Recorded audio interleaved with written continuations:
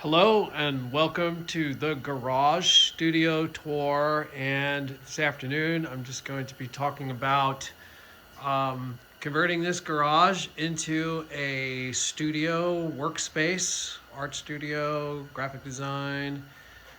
Um, just going to give you a little view of what the converted garage looks like, overview wise.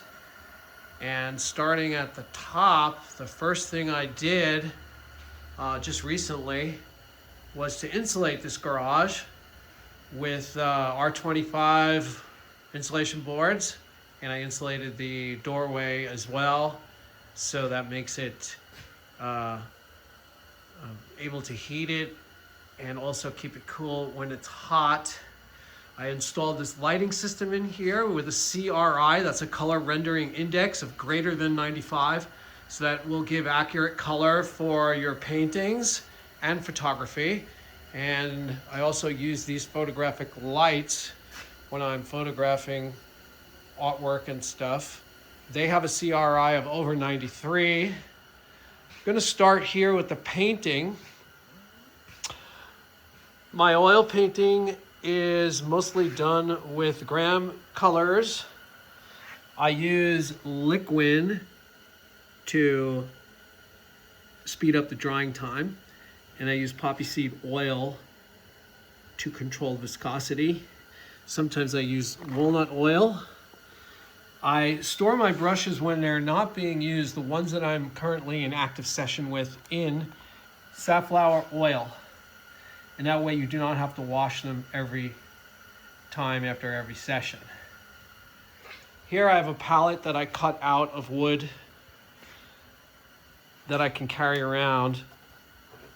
And I also use a glass tabletop for mixing paint. I use these small portable easels with wheels to move around the studio. And here, making a small color study in oil to eventually translate into one of these larger canvases. And these get crated up when they get shipped out and marketed online. I use a pochade box sometimes. It's called a Gorilla Painter. Here you can load this up with paint and canvases. It has a little compartment for the paint and the brushes. Some of the tools that I use in oil painting, different types of brushes, and I also use opaque watercolor called gouache to do some painting sketches and color studies as well. Some of these larger canvas stapled directly to the wall will be primed, then rolled for shipping. It's another alternative to building frames.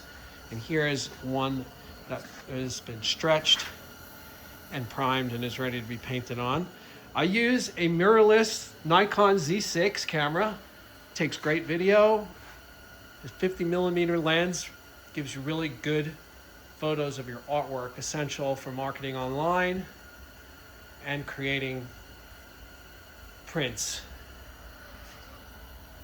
I use an EcoTank Epson printer, which is filled with liquid ink to print out reference imagery.